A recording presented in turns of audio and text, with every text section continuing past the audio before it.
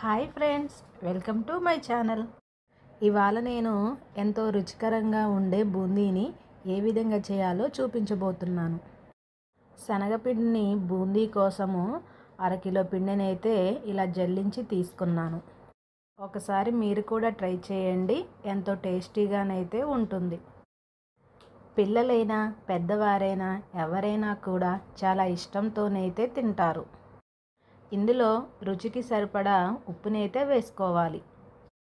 Salt మొత్తం కలిసేలాగా పిండి మొత్తాన్ని అయితే కలుపుకోవాలండి. ముందుగా మనం నీరైతే కలపవద్దు. నీరు వేయకుండానే ఒక 5 నిమిషాల పాటు ఉండలవి లేకోకుండా ఈ విధంగా చూపిస్తున్న విధంగానైతే కలుపుకోవాలి.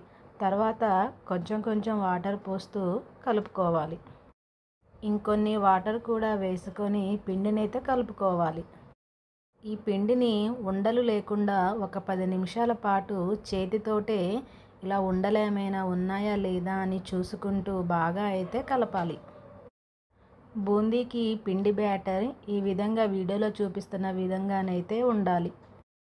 ఈ బ్యాటర్ అయితే బాగా పర్ఫెక్ట్గా అయితే ఉంది.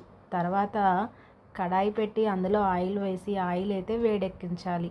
ఆయిల్ వేడిందా లేదా అని తెలుసుకోవడం కోసం కొంచెం మనం ఆ పిండిని ఒక డ్రాప్ లాగా వేస్తే మనకి వేడైంది లేనిది అర్థమవుతుంది. తర్వాత ఇలా బూందీ గరిటె తీసుకొని ఒక 2 గరిటెల మందం పిండి వేసేసి ఇలా బూందీని అయితే వేసుకోవాలి. స్టవ్ హై ఫ్లేమ్లోనే ఉంచి అయితే వేసుకోవాలి అండి.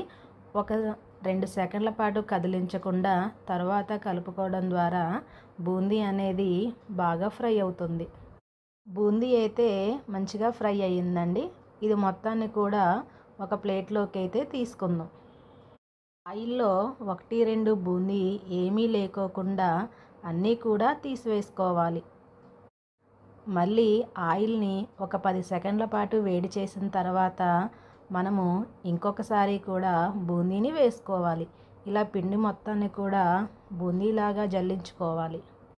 నేను చేసే ఈ అరకిలో శనగపిండితో బూందీ అయితే చాలా మరింతనే వచ్చిందని నాకు అనిపించింది. నేను ఈ రెసిపీ కంప్లీట్ చేసేసరికి 1 అవర్ టైం అయితే పట్టిందండి. ఇలా బూందీ మొత్తం చేసుకున్న తర్వాత ఇదే ఆయిల్లో 1 కప్పు పల్లీలను అయితే వేసి ఫ్రై అయితే చేసుకోవాలి. ఇలా మీడియం ఫ్లేమ్లో పెట్టి మాడిపోకుండా ఫ్రై చేసుకోవాలి. వీటిని కూడా బూందీ ఉన్న ప్లేట్లోకి అయితే తీసుకుందాం. తర్వాత ఇదే ఆయిల్లో తాజాగా ఉండే కరివేపాకును కూడా ఆయిల్లో ఫ్రై చేసుకోవాలి. ఇది మొత్తం కూడా తీసి ఆ బూందీ ప్లేట్లోకి వేసుకోవాలి. అలాగే 4 వెల్లుల్లిపాయల్ని కచ్చాపచ్చాగా దంచి వాటిని కూడా కొంచెం ఫ్రై చేసుకొని బూందీ మిశ్రమంలో వేసుకోవాలి. ఇలా వీటన్నిటినీ ఒక ప్లేట్లోకి తీసుకొని ఇందులో మన టేస్ట్కు తగ్గట్టుగా కారం వేసుకోవాలి. అలాగే ఉప్పును కూడా వేసుకోవాలి. ఇక వీటన్నిటిని అయితే నేను వేడివేడిగా ఉన్నాయని ఈ గరిటెతోనైతే కలుపుతున్నాను.